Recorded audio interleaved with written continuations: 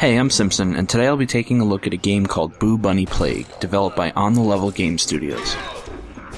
At its core, Boo Bunny Plague is a third-person adventure game with a hack-and-slash fighting style, but that description doesn't really do it justice. I think the best way to get a feel for the game is by simply watching the intro cinematic. Corporate people, listen. Inadequate light sources, no brains on these people. So stuffy and stupid in here. Making stupid decisions, stupid meetings. And paychecks are all small dosages of change. Double my shift, and now I have to work on Saturday and Sunday too. Sunday evenings as well. Ruining situations. They're not gonna see this coming. Stick me in this tiny box with all these little things all over the place. Little monitors doesn't even start, and it's having power failures, and the windows are so small. 5 1/4 inch floppy disk from my Commodore 67. Flipping the switches and pushing the buttons. Show them to put Vagisil in my lunchbox. Oh, I'll show them. They're gonna be so sorry. What?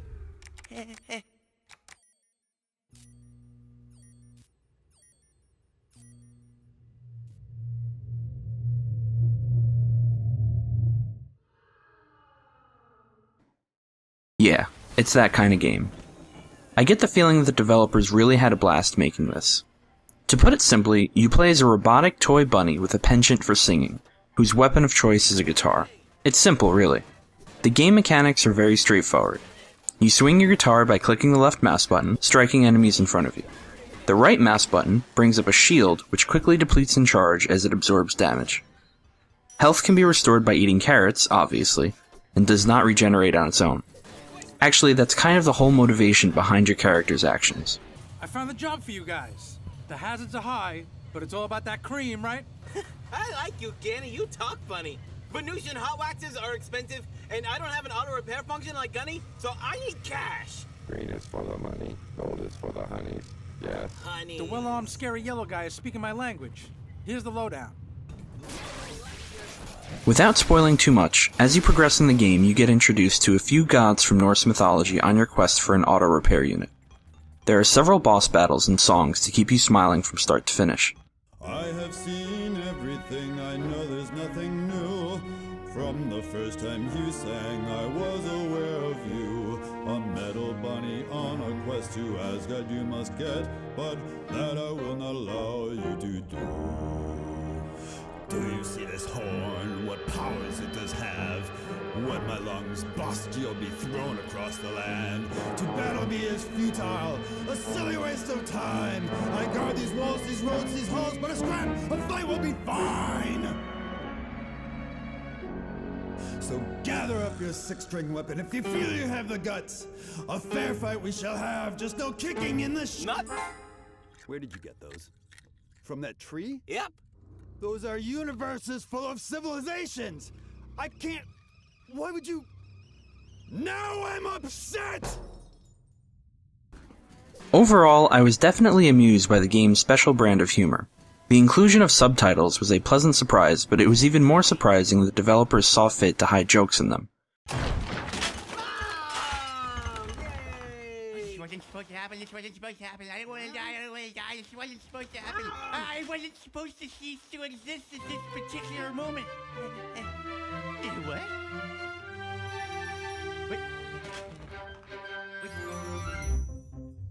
What's going on? When I was a baby bunny, you held me through the night. Upon your supple teat I'd suck until my heart's delight. You taught me how to pee standing, you taught me how to fight. You're my mom until the end, although I have been reprogrammed. I'll never hit you with this guitar. Mom, I love you. Are you seriously singing a song right now? Yeah. Well, was it something I said? Why did you stop my song?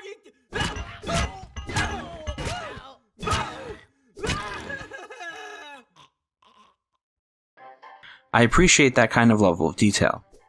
Moreover, the cel-shading artistic style, coupled with things like comic book action words, complemented the overall feel very well. However, I was a little disappointed with the fighting mechanics. As you progress through the game, you find new guitars that can do things like set enemies on fire or strike them with electricity, but that's the extent of interesting gameplay. The vast majority of the game involves running around and swinging your guitar at enemies. While that's to be expected of a hack-and-slash type of game, the guitar swings and enemy hits aren't very satisfying. Enemies don't really react to being struck until they die, and while flowers, fire, or electricity may shoot out of the guitar, it wasn't enough to keep me amused throughout the game.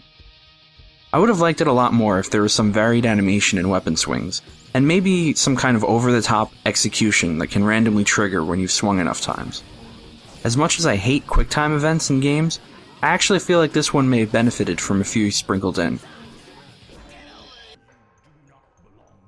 Common enemies were also fairly basic, although I probably would have been more forgiving if the combat was overall more enjoyable.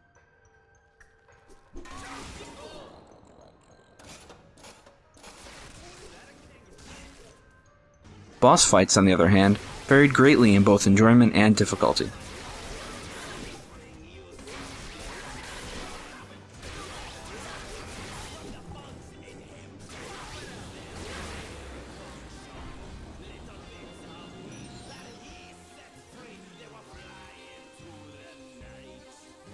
I'm happy to see the game developer really try to make each boss feel unique, but I often found myself struggling to figure out what kind of strategy I needed to employ in order to defeat some of them.